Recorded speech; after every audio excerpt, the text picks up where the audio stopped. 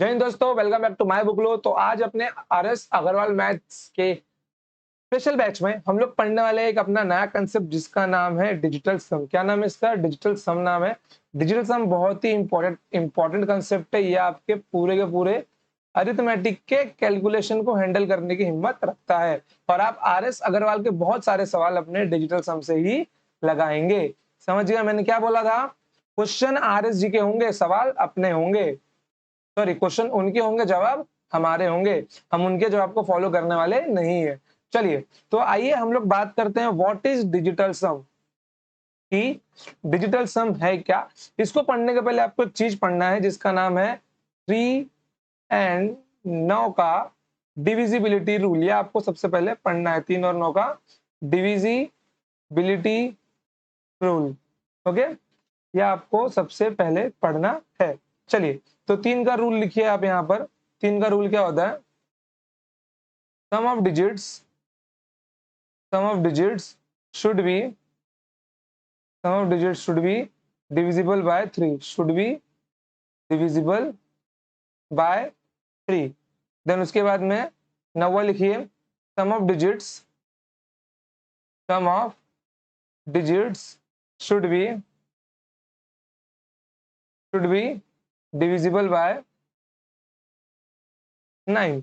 अब देखो, 3 का रूल क्या बोलता है? 3 का रूल बोलता है कि अगर आपको कोई संख्या 3 से डिवाइड करनी है तो उसके उस नंबर के डिजिट्स का सम 3 से डिवाइड होना चाहिए। और अगर आपको कोई संख्या 9 से डिवाइड करनी है तो उस संख्या के डिजिट का सम 9 से डिवाइड होना चाहिए। लेट सपोज मैं अगर एग्जांपल लेता हूं, यहाँ पर मैं सपोज एग्जांपल लिया 50769। इसका टोटल सम कितना होगा? 7 5 12 12 6 18 18 और 9 27। ओके, 27 होगा। क्या 27 मेरा 3 से भाग जाता है? 27 मेरा 3 से ही भाग जाता है और 9 से भी भाग जाता है। मतलब ये जो मेरी संख्या है वो 3 से भी भाग जाएगी और ये संख्या मेरी 9 से भी भाग जाएगी। समझ गए? इन शॉर्ट यही बातें बोलना चाहते हैं। जैसे सपोज मैं यहाँ पे नंबर लिखता हूँ 710504।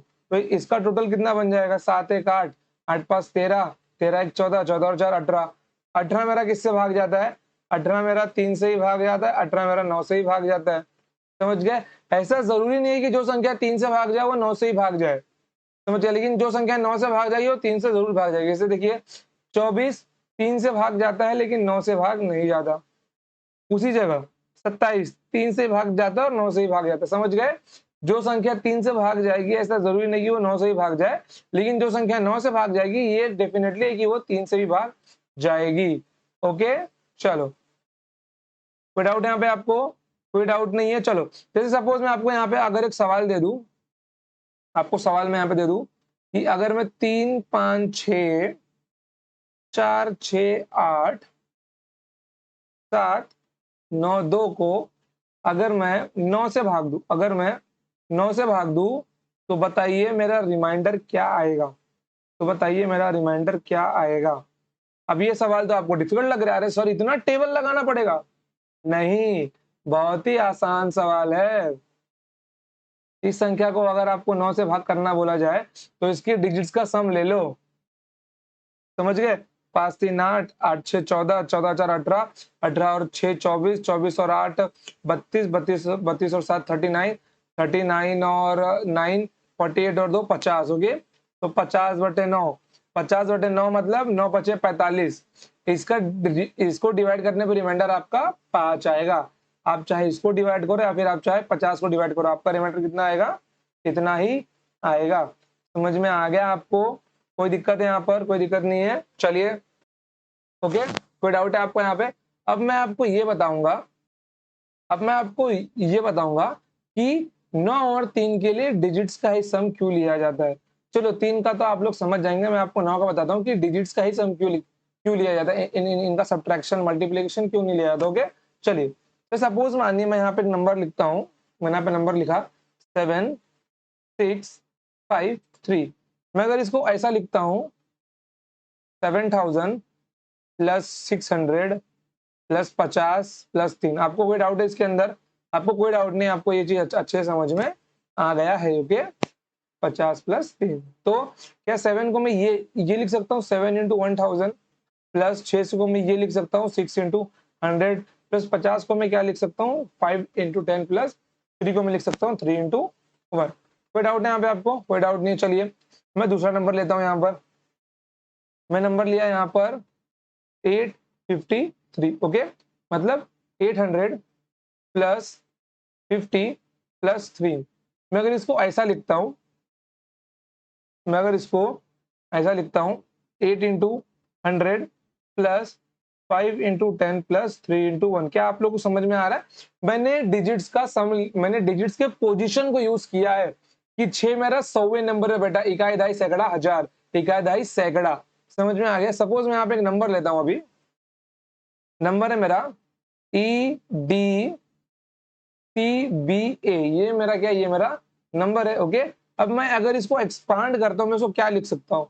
इकाई दहाई सैकड़ा हजार 10,000। मैं इसको लिख सकता हूँ E into 10,000 plus C into 1,000 plus C into 100 plus B into 10 plus A। Okay, अब अगर आप लोग ध्यान से देखें, तो ये मेरा क्या बन गया? ये मेरा बन गया 10,000 E plus 1,000 D plus 100 C plus 10 B plus 8। अगर मैं इनमें से एक निकाल लूं बाहर, तो ये मेरा क्या बन जाएगा? 9,999 E plus E, then plus इसमें से मैं एक बाहर निकाल लूं, तो ये मेरा बन जाएगा 999 D प्लस D। इसमें से मैं एक बाहर निकाल लूं तो मेरा बन जाएगा 99 C प्लस C, देन ये मेरा बन जाएगा 9B plus BN plus A। तो अगर आप लोग ध्यान देख सके तो यहाँ पे आपका E D C B और A यहाँ पे है। इन सबको एक साइड सेपरेट लिख लो आप लोग, और जो बचे हुए उनको एक साइड सेपरेट लिख लो। 9,999 E plus 999 D plus 99 C plus 9B plus A plus B plus C plus D plus E। अब इनको एक ब्रैकेट में बंद कर दो। ओके, चलो अब एक काम करो, आपको डिवाइड किससे करना था? आपको डिवाइड करना था 9 से। अगर आप लोग EDCBA को 9 से डिवाइड करोगे, और इस पूरी संख्या को आप लोग अगर इस पूरी संख्या को 9 से डिवाइड करोगे, तो आपको पता है कि ये इतना पार्ट तो मेरा 9 से डिवाइड होकर चला जाएगा, क्योंकि ये सबका सब ऊपर 9 के मल्टीपल है। तो यहाँ पर तो रिमाइंडर मेरा 0 मिलेगा। मेरा बच क्या जाएगा? ये means A plus B plus C plus D plus E, it is divided by 9। और आप इसको ऊपर क्या लिख सकते हो? ऊपर वाले को आप लिख सकते हो E plus D plus C plus B plus A। यहाँ पर EDCBA था, डिवाइडेड बाय 9, जो आपका किस में कन्वर्ट हो गया? सम ऑफ डिजिट्स में कन्वर्ट हो गया है। ओके, ये जो यहाँ पर है, ये 9 का मल्टीपल होने की वजह से 9 से डिवाइड हो गया। चाहे तो यहाँ पे आप लोग लिख के ले लो।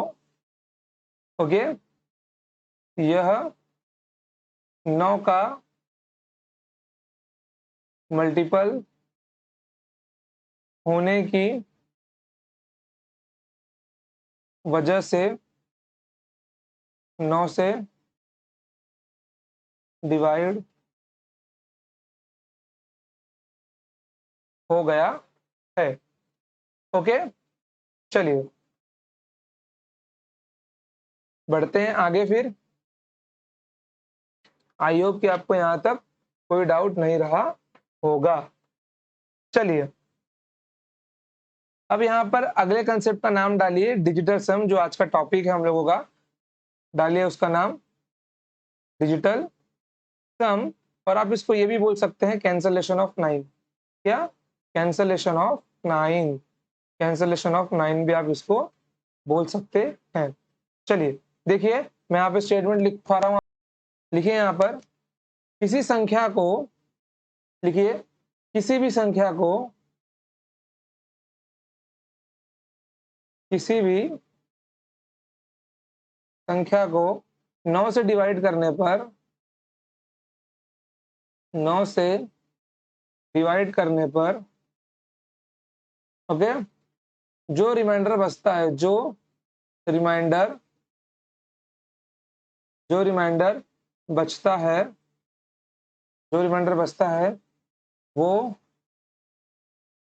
उस संख्या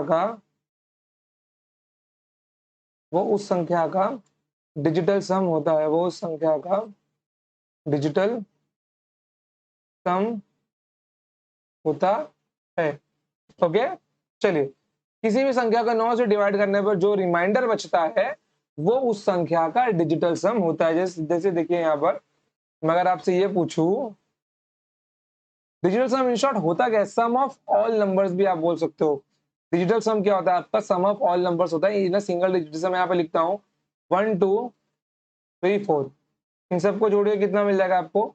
4 3 7 2 9 1 10, 10 मिल गया। 10 को भी जोड़िए, 1 + 0 कितना मिल गया? 1 मिल गया। ओके, अब आप इसमें से अगर 9 कैंसिल करते हैं तो देखिए आपका क्या आएगा? 4 3 7 2 9, 9 आपने कैंसिल किया तो भी आपका तो यहाँ पे एक ही बचा ना, समझ गए? या फिर आप अगर 1234 को 9 से डिवाइड करेंगे तो भी रिमाइंडर आपका एक ही आएगा। समझिए, इन तीनों केस में आपका एक ही मिलने वाला है। समझ गए? डिजिटल सम आपका क्या होता है? Sum of all numbers into a single digit, और उसको 9 से डिवाइड करने पर जो रिमाइंडर आता है वो भी आपका डिजिटल सम होता है। समझ गए? चलिए, अब मैं आपको यहाँ पे एक नंबर देता हूँ, 3 5 6 4 6 8 7 9 2। बताइए इसका डिजिटल सम कितना होगा? कुछ नहीं करना आपको, 9 कैंसिल करना है केवल आपको, 9 कैंसिल करना है केवल। देखिए यहाँ पर 5 4 9, 6 3 9, 7 2 9 9, 8 और 6 कितना मिल गया यहाँ पे? 14 मिल गया यहाँ पे। 8 6 14 हो गया। ओके, 14 में से भी आप लोग 9 निकाल दीजिए, या फिर देखिए आप लोग 8 से 14 है, 14 में से 9 निकालिए, या फिर 4 और 1 को जोड़ दीजिए तो आपका क्या आएगा? आंसर 5 आएगा। एक और काम किया जा सकता है, आप अगर 6 में से 1 इसको ट्रांसफर करते हैं तो ये 9, ये क्या बन जाएगा मेरा? 9 9 9 बन जाएगा, और ये मेरा 5 बन जाएगा। तो भी मेरा आंसर कितना आएगा? 5 आएगा। समझ गए? चलो, कोई डाउट है यहाँ पे आपको? आप लोग इसको एक ट्रांसफर भी कर सकते हो। तो ये 6 आपका क्या बन जाएगा? ये 6 आपका 5 बन जाएगा, और ये आपका 9 9 बन जाएगा। ओके, चलिए, जैसे मैं अगर आपको अब नंबर देता हूँ, लिखिए 7 3 8 4 2, कितना मिल जाएगा? देखिए 7 2 9। ओके, देन 8 4 12, 12 और 3 15, 15 मतलब 5 और 1 6। ये मेरा हो गया रिमाइंडर। समझ गए? रिमाइंडर बोलो, या फिर आप लोग इसको डिजिटल सम भी बोल सकते हो। क्या आपका डिजिटल सम? चलिए, जैसे मैं यहाँ पे नंबर लिखता हूँ 710 385, 710 385 कितना मिल जाएगा आपको? देखिए 5 3 8 1 9, 7 7 14 1 15, 15 मतलब 6। समझ गए? कितना मिल जाएगा? 15 मिल जाएगा। 15 मतलब 5 और 1 6। ओके, चलिए, और आपको एक बात और बता दूं कि अगर सपोज आपका डिजिटल सम 0 आता है, देखिए यहाँ पर इसमें नंबर लिखता हूँ 5 5 4 3 2 1 9 8 7 6। ओके, तो देखिए यहाँ पर इसका डिजिटल सम सपोज अगर 0 आता है, तो यहाँ पर 5 4 9, 9 8 1 9, 7 2 9, 6 3 9, इसका क्या आया? 0 आया डिजिटल सम। तो हमेशा याद रखना कि 0 और 9 हमेशा बराबर होते हैं डिजिटल सम में। डिजिटल सम में आप जिसको 9 बोलेंगे आप उसको ही 0 बोलेंगे। समझ गए? आप उसको ही 0 भी बोल सकते हो। कोई दिक्कत है यहाँ पे आपको? कोई दिक्कत नहीं है। चलिए, मैं आपको एक क्वेश्चन देता हूँ, लिखिए अगर मैं 5 4 7 6 2 3 4 3 को 9 से डिवाइड करूंगा तो मेरा रिमाइंडर क्या आएगा? देखिए, तो 5 4 9, 6 3 9, 4 3 7 2 9, यहाँ पे बच गया मेरा 7। 7 9 से छोटा, तो मेरा रिमाइंडर कितना आएगा? 7 आएगा। समझ गए? इतना इजी होता है 9 से डिवाइड करना, इतना इजी होता है 9 से डिवाइड करना। चलिए, अब अगला रूल लिखिए आप लोग, लिखिए किसी संख्या में, रूल नंबर 1। ओके, लिखिए किसी संख्या में 9 से, किसी संख्या में 9 से गुणा करने पर, 9 से गुणा करने पर, 9 से गुणा गुणा करने पर उसका डिजिटल सम 9 ही आएगा, उसका डिजिटल सम 9 ही आएगा। कितना आएगा उसका? 9 ही आएगा। जैसे सपोज मैं यहाँ पे नंबर लिखता हूँ 9 इंटू 17 कितना मिल जाएगा मेरे को? 153 मिल जाएगा। 5 3 8 1 9। यहाँ पे देखिए 9 इंटू 38 कितना मिल जाएगा आपको? 342 मिल जाएगा। 4 3 7 2 9। 9 इंटू 112 कितना मिल जाएगा आपको? 1008 मिल जाएगा। 8 1 9। समझिए, अगर आप किसी भी संख्या को 9 से मल्टीप्लाई करते हैं तो उसका डिजिटल सम हमेशा 9 ही आएगा। ओके, चलिए अब एक नए नए रूल पे जाते हैं। लिखिए इसको, लिखिए लेफ्ट हैंड साइड का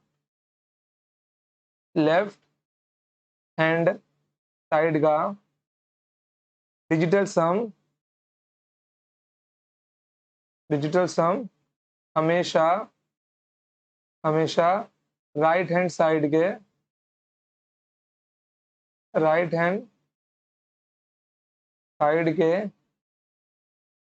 डिजिटल सम के बराबर आएगा। डिजिटल सम के बराबर आएगा। ओके, जैसे देखो यहाँ पर तो मैं यहाँ पे लिखता हूँ 11 इंटू 13। ये मेरा क्या होता है? ये मेरा होता है 143। अभी देखो, अगर मैं इसका डिजिटल सम निकालने जाऊँ तो कैसे मिलेगा? 1 और 1 2, 3 और 1 4, तो 4 दूनी 8। अब इसका निकाल लो, 4 3 7 और 1 8। क्या आया? डिजिटल सम मेरा क्या आया? बराबर आया। तो मल्टीप्लीकेशन में क्या होता है? डिजिटल सम आपका क्या होता है? मतलब लेफ्ट हैंड साइड का डिजिटल सम हमेशा राइट हैंड साइड के बराबर होता है। जैसे सपोज आप लोग यहाँ पे अगर निकालते हो 52 का स्क्वायर क्या होगा? ये क्या आएगा? 52 इंटू 52 मेरे को मिलेगा। ओके, तो 5 2 7 और 5 2 7, 7 7 7 से 49। 9 को निकाल दो, कितना बच जाएगा? 4 बच जाएगा। अब यहाँ पे देखो 52 का स्क्वायर कितना होता है? 2704 होता है। तो 2 प्लस 7 प्लस 0 प्लस 4 में से 7 2 9 को निकाल दो, कितना मिल जाएगा आपको? 4 मिल जाएगा। समझ गए? ऐसे ही आपका डिजिटल सम काम करता है। क्या करता है? ऐसे ही आपका डिजिटल सम काम करता है। ओके, देखिए जैसे मैं यहाँ पे आपको अभी क्वेश्चन देता हूँ। क्वेश्चन नोट कीजिए, आप लिखिए यहाँ पर x into 1.16 it is equals to 14500। तो यहाँ पे मैं आपको 4 ऑप्शन देता हूँ, A B C D 11500 12625 12500 13750। Okay, बताइए इसमें से इसका आंसर क्या होगा? जैसे सपोज मैं आपको अभी दिखाता हूँ। देखिए मुझको क्या निकालना है? मुझको x की वैल्यू निकालनी है। ओके, मुझको x की वैल्यू निकालनी है, तो मैं एक काम करता हूँ, इसके ऊपर लगाता हूँ डिजिटल सम। मैं पॉइंट के ऊपर भी डिजिटल सम लगा सकता हूँ। ओके, तो देखिए यहाँ पे कितना मिल जाएगा? 6 1 7 1 8 बराबर 5 4 9 1 10 10 मतलब 1। ओके, तो यहाँ पे x की वैल्यू कितनी मिल गई मेरे को? 1/8 मिल गई। अब देखिए ये मुझको अगर 1/8 मिला है तो मैं ऊपर नीचे 8 से मल्टीप्लाई कर दूंगा। मैं नीचे के डिनोमिनेटर को 1 बनाने की कोशिश करूंगा। डिजिटल सम में हमेशा कितना मिल जाएगा? 8/64 6 4 10 मतलब 8। मेरा मतलब आंसर वही होगा जिसका डिजिटल सम क्या है? 8 है। मेरा x की वैल्यू वही होगी जिसकी डिजिटल सम कितनी आएगी? मेरी 8 आएगी।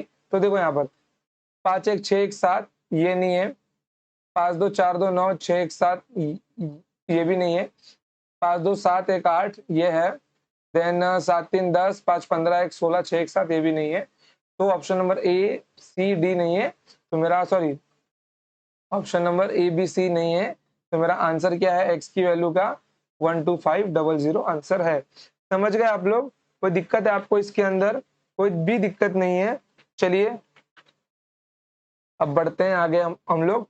अब देखिए आपको अगर डिजिटल सम आपको कभी फ्रैक्शन में दिखाई दे तो फ्रैक्शन में डिजिटल सम कैसे निकाले वो मैं आपको सिखा रहा हूं। लिखिए फ्रैक्शन में डिजिटल सम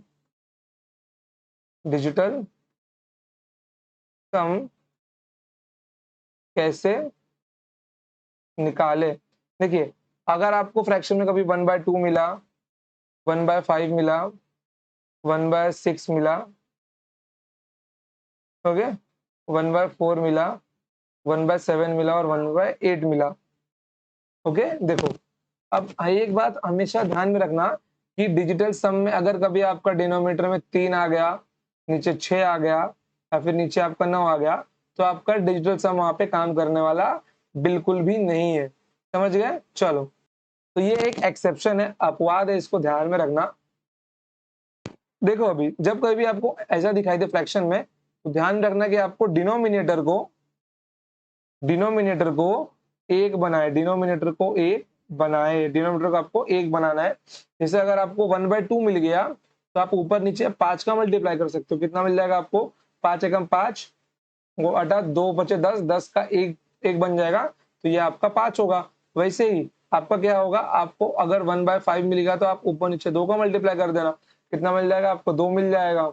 ओके, अगर 1/4 मिल गया तो ऊपर नीचे आप 7 का मल्टीप्लाई कर देना। 7 चौक 28, 8 2 10, ऊपर मेरा बच गया 7। देन वैसे ही अगर 1/7 मिला तो ऊपर नीचे आप 4 का मल्टीप्लाई कर देना। कितना मिल जाएगा? 4 एकम 4, 7 चौक 28, मतलब 7 चौक 28 मतलब कितना? 10, 10 मतलब 1, इसका 4 आएगा। अगर 1/8 मिलेगा तो ऊपर नीचे 8 का मल्टीप्लाई कर देना। 8 8 8 64, 6 4 10, तो ऊपर आपका 8 मिल जाएगा। समझ गए? तो इसको याद रखना आप लोग। अगर नहीं तो आपको डायरेक्ट भी लिखना है तो लिख भी सकते हो। अगर 1/2 दिखा तो आपको क्या लिखना है? 5 लिखना है। 1/5 दिखा तो आपको डायरेक्ट 2 लिखना है। 1/4 दिखा तो 7 लिखना है। 1/7 दिखा तो 4 लिखना है। और 1/8 दिखा तो 8 लिखना है। समझ गए? या फिर आप इसको 5/1, 2/1, 7/1, 4/1 और 8/1 भी बोल सकते हैं। समझ गए आप लोग? कोई दिक्कत है यहाँ पे आपको? कोई दिक्कत नहीं है। चलिए मैं जाते जाते आपको एक सवाल होमवर्क में देता हुआ जाता हूँ, बताना कि आप लोग की इसका आंसर क्या आएगा। चलिए क्वेश्चन लिख के लीजिए, सिंपल क्वेश्चन है। 37% ऑफ 107, बताइए इसका आंसर क्या आएगा। एक काम करता हूँ, मैं आपको आंसर बता के ही जाता हूँ। चलिए लिखिए आप लोग मेरे साथ में। ऑप्शन नंबर ए लिखिए 146.59, ऑप्शन नंबर बी लिखिए 138.49, ओके 138.49, 59 होगी 59।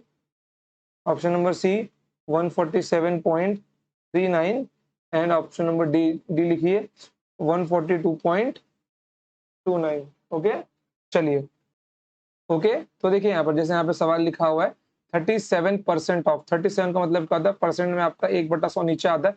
जहां अगर भी पूरे मैथमेटिक्स में आपको अगर किसी इक्वेशन के बीच में ऑफ दिखाई दिया, उसका मतलब होता है मल्टीप्लीकेशन, और यहाँ पे आपका 107 लिखा हुआ। तो यहाँ पे देखो 37 मतलब 7 3 10 अपॉन 1, मतलब ये आपका 1 मिल जाएगा और ये आपका 8 हो जाएगा।